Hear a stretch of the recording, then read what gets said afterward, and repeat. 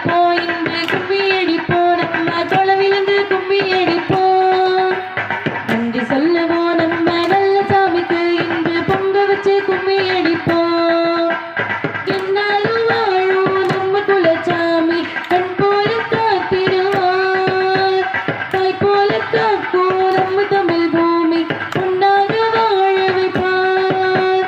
எல்லோரும் சேர்ந்து ஒன்னாகி வாங்க சாமிக்கு நன்றி படைப்போம் தமிழ் திருவிழா